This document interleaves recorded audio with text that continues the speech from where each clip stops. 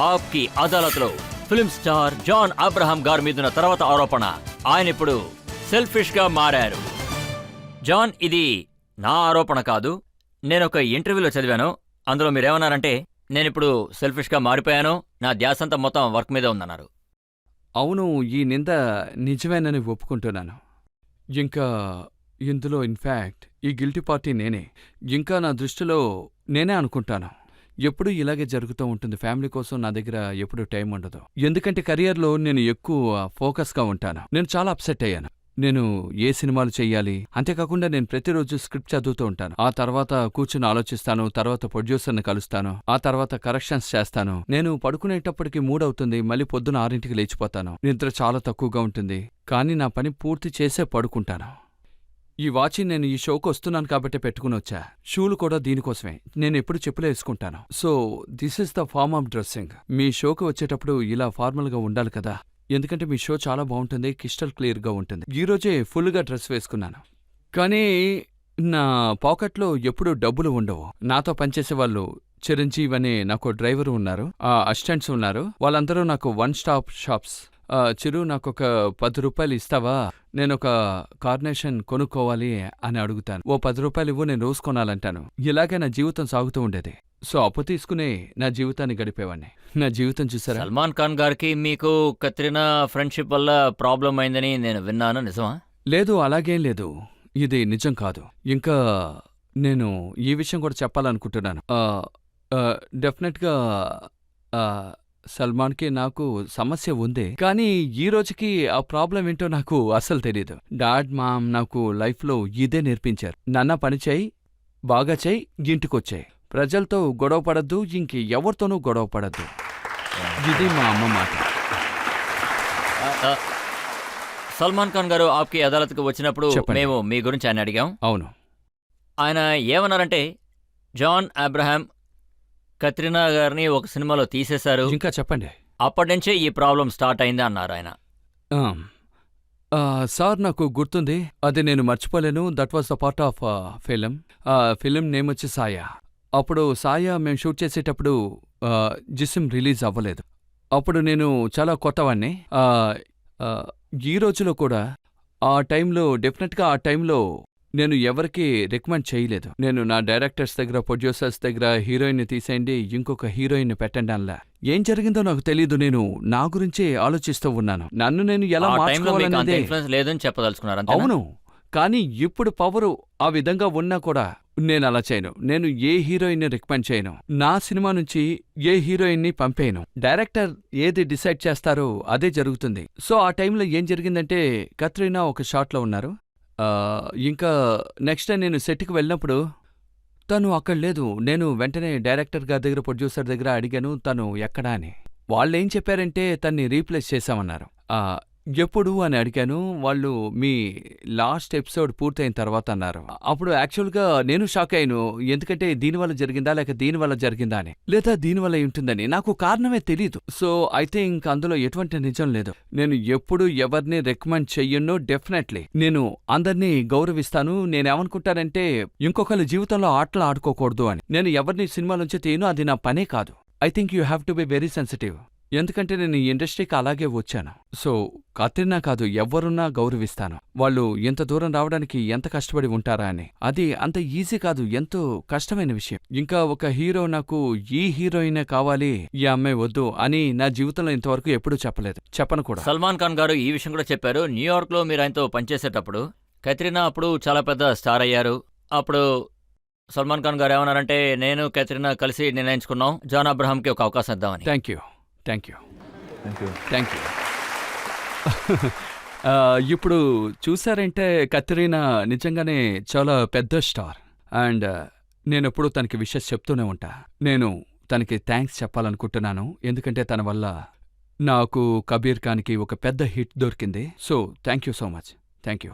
కానీ నాకు ఒక విషయం మాత్రం అర్థం కావట్లేదు. ఏ హీరోయిన్స్ అయితే మీరు పనిచేస్తారో, కత్రినా కానివ్వండి లేదా విద్యాబాలన్ కానివ్వండి, వాళ్ళతో మీకు ఏదో ఒక ఇష్యూస్ వస్తూనే ఉంటాయి.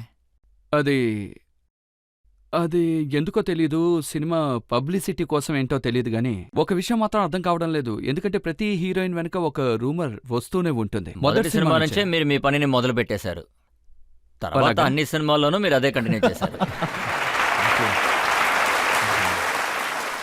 మొదటి సినిమాలో ఖచ్చితంగా ఉంది. అది చాలా సాలిడ్ అయిన విషయం.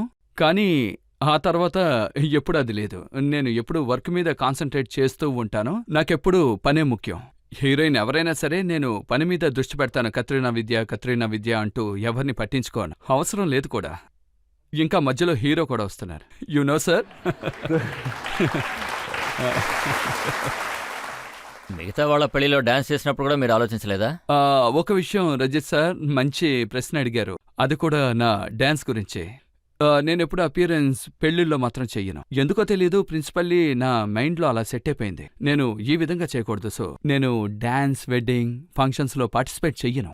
ఇంకా నేను ఏ ఫంక్షన్కి వెళ్ళినా అది ఎన్జిఓ ఫంక్షన్గానే ఉంటుంది. Non profitable organisation. నా ఏజెంట్ అడుగుతాడు, మీరు అసలు డబ్బులు సంపాదించడం లేదు అని. మీరు డాన్స్ చేయడం లేదు, మీరు ఫిల్మ్ అవార్డ్ ఫంక్షన్కి వెళ్ళడం లేదు, పెళ్లిల్లో చేయనంటున్నారు, అసలు ఇంకేం చేస్తారని. నేనేం చెప్తానంటే నా మెయిన్ పని సినిమాలో రావడం అని. And go for charitable function. ఒకవేళ కాలేజ్ స్టూడెంట్స్ నన్ను పిలిచారనుకోండి, ఖచ్చితంగా కాలేజ్ ఫంక్షన్కి వెళ్తాను. ఎందుకంటే ఆ స్టూడెంట్స్ అంటే నాకు చాలా ఇష్టం. ఎందుకంటే వాళ్ళ ఆలోచన చాలా ప్రోగ్రెసివ్గా ఉంటుంది. ఇంకా అమ్మ చెప్తా ఉంటుంది ఫౌండేషన్స్ కోసం పని చేయని. It's cancer thing. మేకర్ విష్లో అసలు ఏం జరుగుతుందంటే క్యాన్సర్ పిల్లల ఆశ ఇదిగో ఈ విధంగా ఉంటుంది. వాళ్ళు ఈ యాక్టర్స్ని కలవాలనుకుంటారు, ఈ ఆర్టిస్ట్తో గడపాలనుకుంటారు. అప్పుడు ఎవరు దొరక్కపోతే నేనే వెళ్తూ ఉంటాను. అమ్మ కాల్ చేసి చెప్తారు, జాన్ ఈ యాక్టర్ రాలేదు, నువ్వు వచ్చేసేయని. అప్పుడు నేను వెళ్తాను ఫోటోలు తీసుకోవడానికి. Because I like it. ఇంకా మేము ఒక వారంలోనే 200 నుంచి 300 డాగ్స్కి భోజనం పెడుతూ ఉంటాం. అది వీధి కుక్కలకి. సో అది అమ్మకు అలవాటు. 25 సంవత్సరాలుగా పని చేస్తూనే ఉన్నారు. పెళ్లిళ్ళకి కమర్షియల్ గా వెళ్ళడం గురించి మాట్లాడలేదు. అవును. నేను ఏం చెప్పదలుచుకున్నానంటే, మీరు ధోని గారి పెళ్లికి వెళ్ళారు. అక్కడ చాలా బాగా డాన్స్ చేశాను. అది చాలా బాగా నచ్చింది కూడా. ధోని గారు న్యూస్ ఛానల్స్ ని అలౌ చేయలేదు, కానీ న్యూస్ మొత్తం బయటకు వచ్చేసింది. అందరికన్నా సంతోషంగా డాన్స్ చేసింది జాన్ అబ్రహాం గారేనని. యాక్చువల్గా అక్కడ క్రౌడ్ చాలా తక్కువగా ఉంది, చాలా ఫ్రీగా కూడా ఉంది. So I just enjoy the day. హ్యాపీగా అనిపించింది. ధోని పెళ్లి టెండూల్కర్ చాలా పెద్ద క్రికెటర్, అలాగే ఆయన ధోని గారికి మంచి ఫ్రెండ్ కూడా. ఆయన్ని ధోని గారు ఆయన పెళ్లికి పిలవలేదు.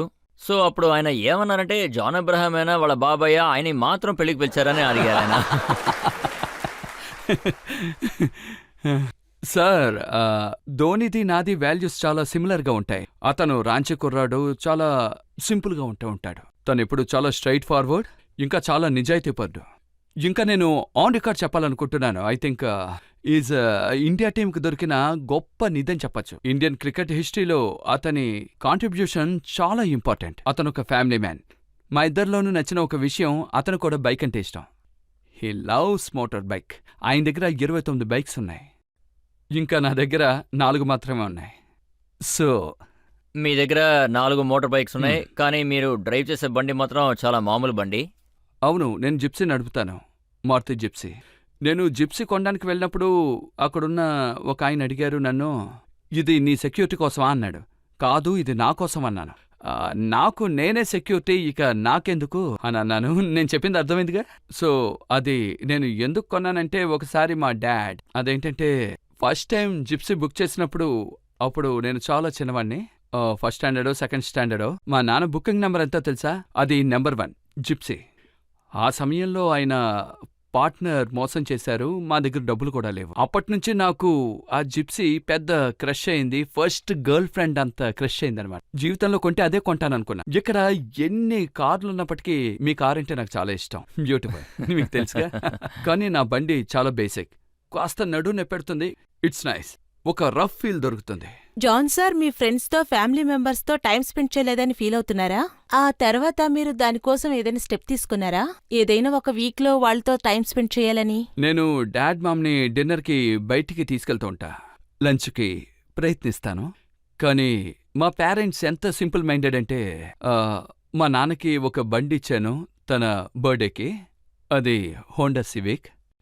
కానీ ఇప్పటికీ మా నాన్న బస్సులోనే వెళ్తారు, అమ్మ ట్రైన్లోనే వెళ్తుంది, మా అన్నయ్య ఆటో రిక్షాలో వెళ్తాడు. మామూలుగా నేను జిమ్కి వెళ్ళినా పక్కకి వెళ్ళినా I will take the auto rickshaw.